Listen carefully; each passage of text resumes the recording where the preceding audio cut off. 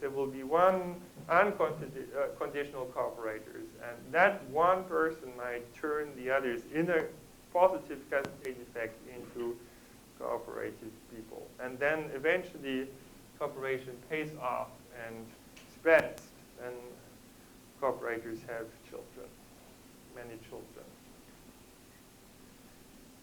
So, as you can see, no friendliness in the beginning, but eventually, after a number of generations, there is a broad distribution of friendliness values, and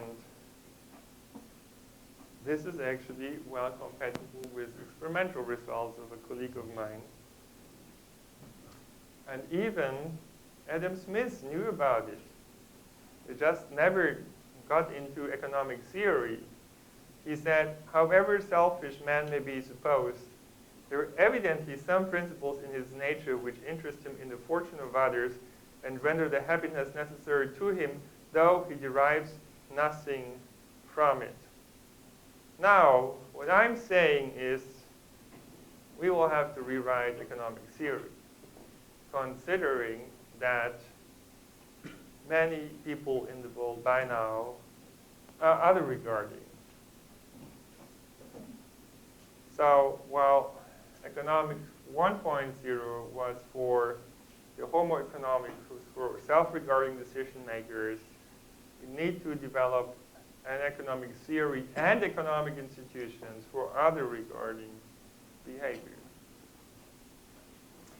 And here are some snapshots of computer simulations. We've also assumed two populations here in the beginning that are genetically not related. And what you see is not only the emergence of fairness preferences and other regarding behavior, but you also actually see the emergence of cooperation among strangers. And so eventually we learn to cooperate with each other.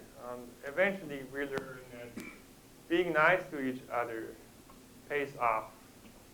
And with this, I'm closing my talk. Thank you.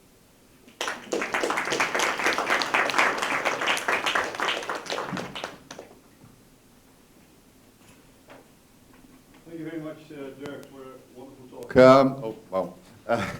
So many thoughts there, so many ideas, and I'm sure there are also lots of questions. And I really would like to open up the floor. We have about like 15 minutes or so to discuss things. I myself have a lot of questions, but I don't want to start with it. So let's see whom I can give the floor. I'm not going to say that you're not allowed to exit this room before we really had the discussion going, but it would be really good if we can get this to work.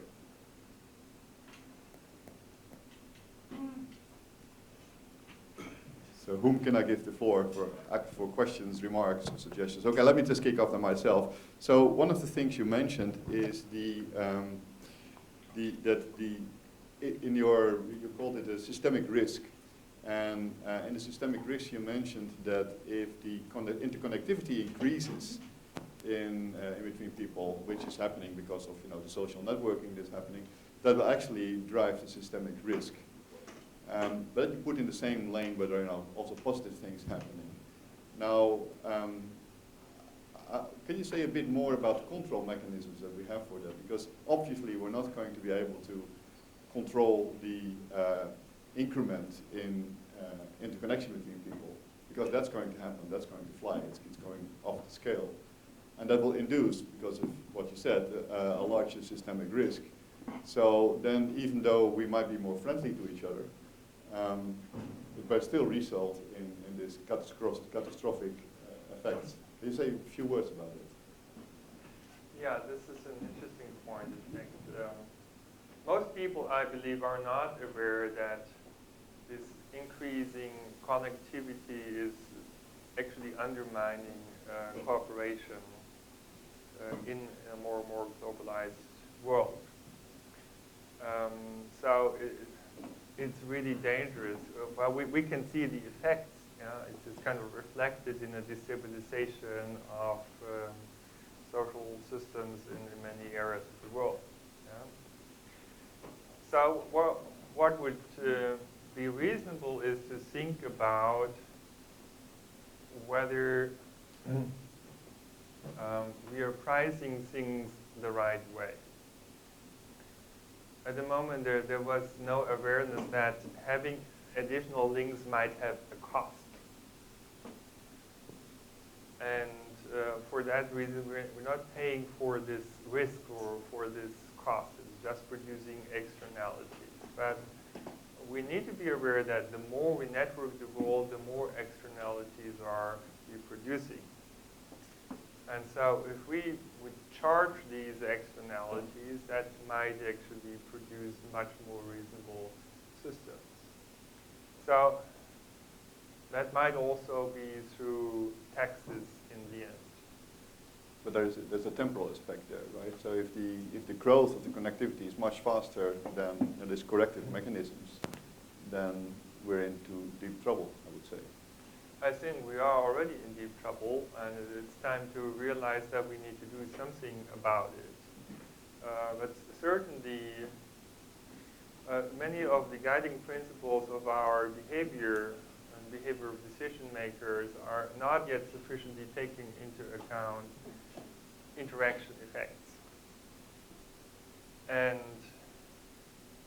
in a more and more connected world, it's kind of obvious that this has to be put into the center of our attention. But how do we do that? Because, well, the friendliness has to emerge still, right? And actually, in your last slide, you showed that the friendliness, well, it is increasing at some point, but then after some generations, it starts to decrease again. So there's only a small window in which we can actually make use of this increase in friendliness. Where do you think it's decreasing again? Well, it was in one of your last slides.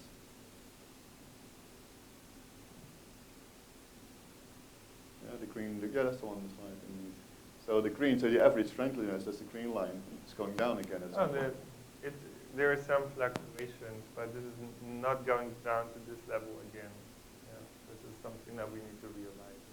I'm actually trying to point at the temporal aspect of the whole thing, right? So while the connectivity of us is getting higher and higher, which has this induced systemic risk, the average friendliness might increase to mitigate that risk. But if that is in a different time scale, it's not going to help us at all. Can you say something about, these generations? Yeah, altogether, we should assume that in every network system there's an optimum degree of connectivity.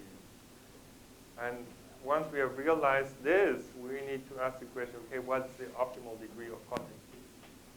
So we need to figure it out by experiments or computer simulations or whatever. But this needs to be done. And in many cases, we're getting into a situation where we are over-connected. So we're creating hybrid connected systems, and it's undermining the functionality of the system. As we see also for the explosion of cybercrime. Yeah. Clearly something is going wrong here. Yeah. Other remarks, questions? You can go with it. Mike. So I wondered in these experiments whether you consider nonlinear payoffs for the taxes. So in real systems you can see the more people that are cooperating, the more opportunity there is for effectors to make a higher payoff.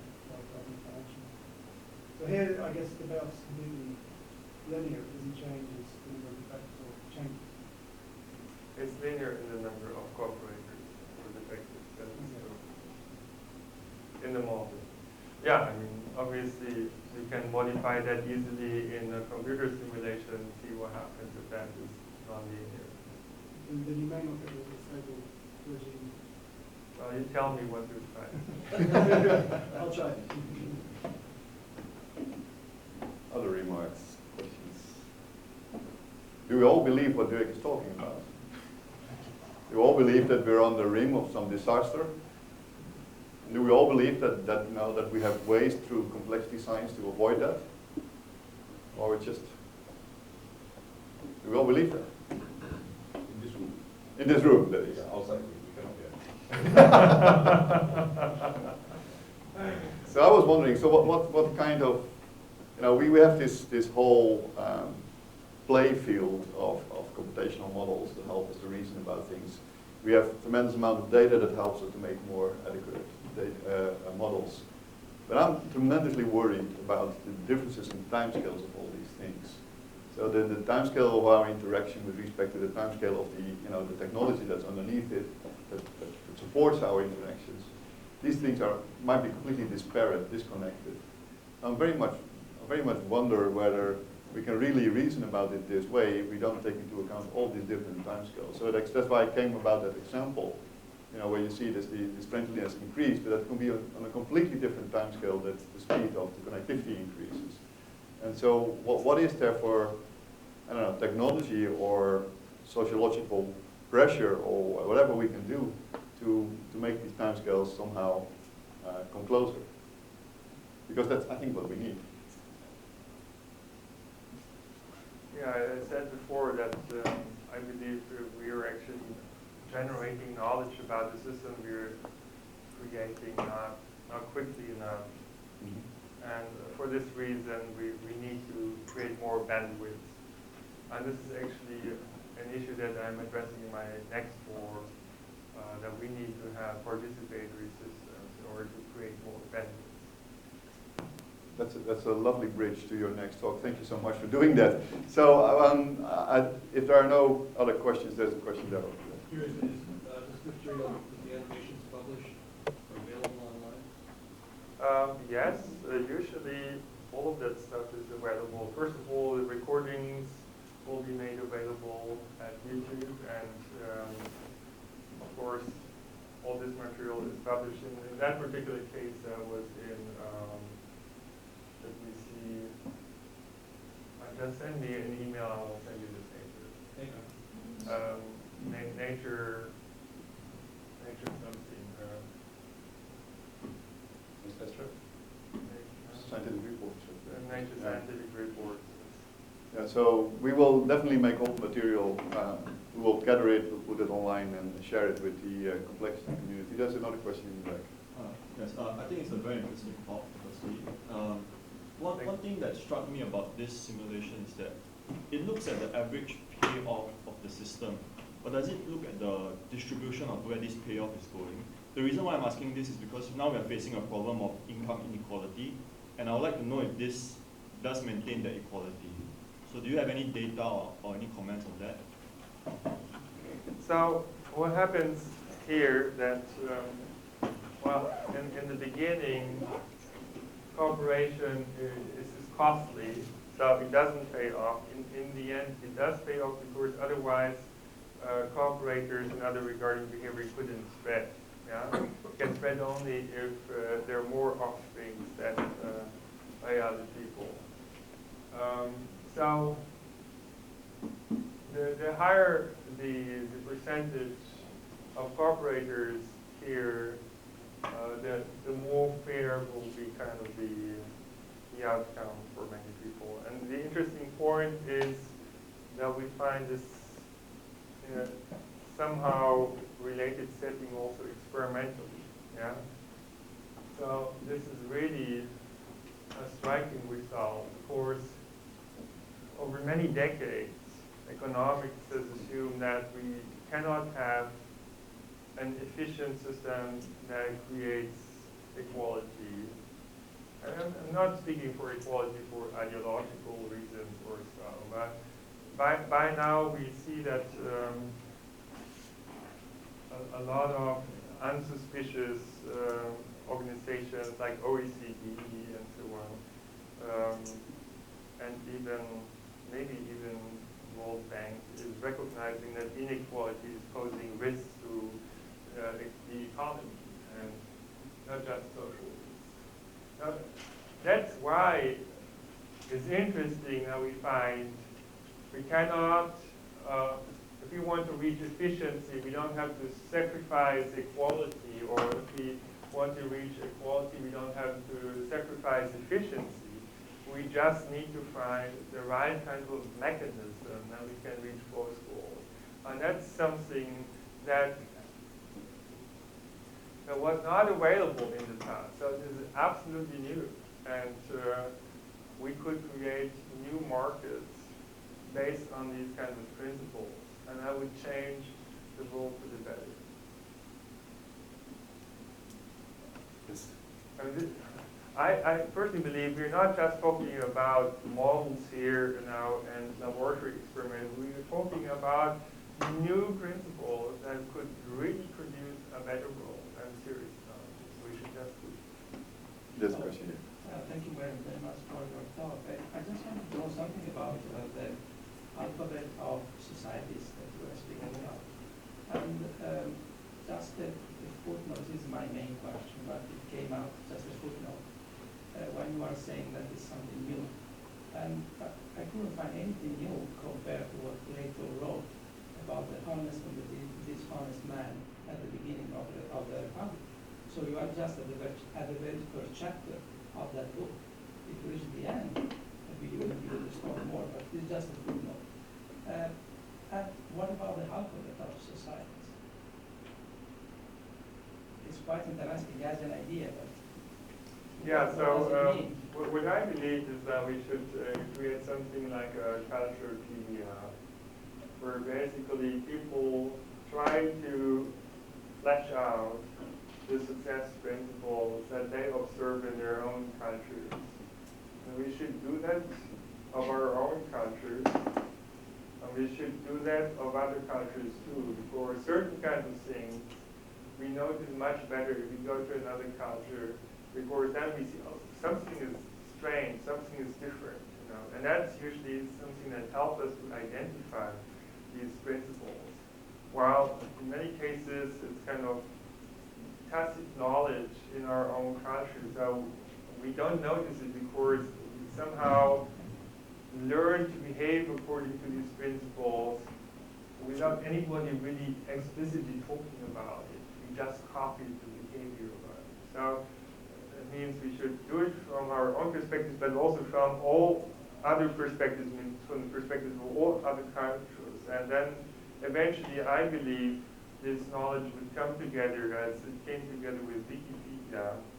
And then as a next step, we could start formalizing this knowledge and making it machine readable. But we're far away from this. I mean, not even the first step has been done. It's fascinating. I think that's a nice word to finish this meeting. It's fascinating, and there's much more fascinating stuff coming up, because actually what Dirk just did is sketching the problem, but he also has an idea about the solution, which we'll have after a break. So if you're welcome to join us for the next meeting, which will be half an hour from now. In the meantime, we have some refreshments waiting for you outside, and